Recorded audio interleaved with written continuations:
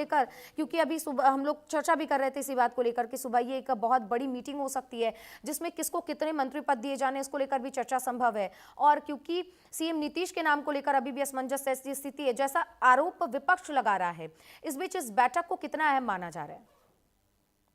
बिल्कुल बेशक, देखिए एक महत्वपूर्ण बैठक जो है गृह मंत्री अमित शाह, राष्ट्रीय अध्यक्ष जेपी नड्डा और जो भूपेंद्र यादव प्रभारी हैं उनके साथ बैठक हो रही है।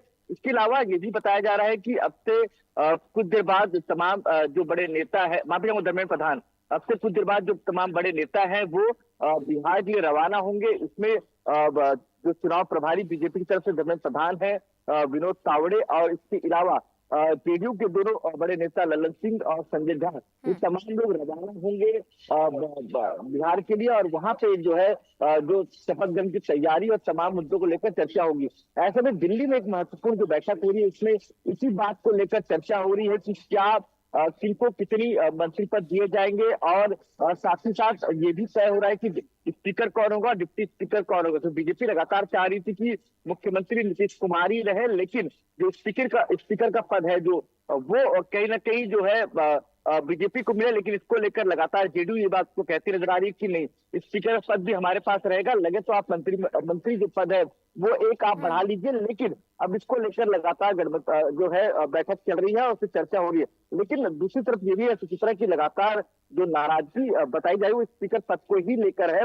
लेकिन अब देखना होगा जब ये बैठक हो रही है इसमें क्या निर्णय निकलता है, और उसके बाद जो कुछ ही देर बाद, कुछ मतलब यानी कहा जाए 3 बजे के आसपास, 3 साढ़े 3 बजे के आसपास जो तमाम नेता जो है बिहार की रवाना होंगे और बिहार में एक महत्वपूर्ण बैठक होगी और वहां पे तय होगा शपथ ग्रहण किस तरह का होगा। लेकिन ये स्पष्ट लगभग हो चुका है कि नीतीश कुमार ही मुख्यमंत्री होंगे। लेकिन औपचारिक रूप से जो है विधायक दल की बैठक होनी है कल, और उस बैठक में ऐलान होगा कि कौन होगा मुख्यमंत्री।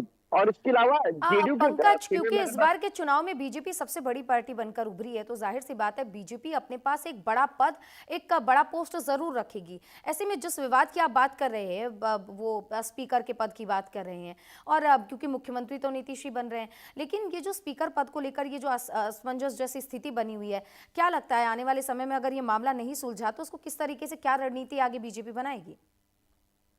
देखिए, बीजेपी साफ तौर पर इस रणनीति के साथ आगे बढ़ रही है कि वो चाहती है कि सबसे बड़े दल के तौर पर भारतीय जनता पार्टी है, क्योंकि दोनों पॉलिटिकल पार्टीज ने, चाहे जेडीयू हो या भारतीय जनता पार्टी, दोनों पार्टियों ने 101 सीटों पर चुनाव लड़ा। लेकिन भारतीय जनता पार्टी को ज्यादा सीटें मिले हैं। और इसके पहले भी अगर आप देखेंगे, इसके पहले के चुनाव में 2020 के चुनाव में भी जो है Bharatiya Janata party largest party के तौर पर निकली थी। लेकिन फिर भी जो कॉम्प्रोमाइज सीएम पद को लेकर था किया था भारतीय जनता पार्टी ने, और नीतीश कुमार को सीएम बनाया था। और इस बार भी ऐसा ही हो सकता है कि भारतीय जनता पार्टी मुख्यमंत्री के तौर पर नीतीश कुमार को ही आगे करे। लेकिन तो तमाम अटकलें जो चल रही हैं कि स्पीकर के पद को लेकर लगातार मनाने की कोशिश की जा रही है। अगर ऐसा नहीं होता है तो फिर ये माना जाएगा कि 2 डिप्टी सीएम जो है वो भारतीय जनता पार्टी के होंगे, और उसके अलावा जो प्रमुख मंत्रालय है वो भी जो है भारतीय जनता पार्टी अपने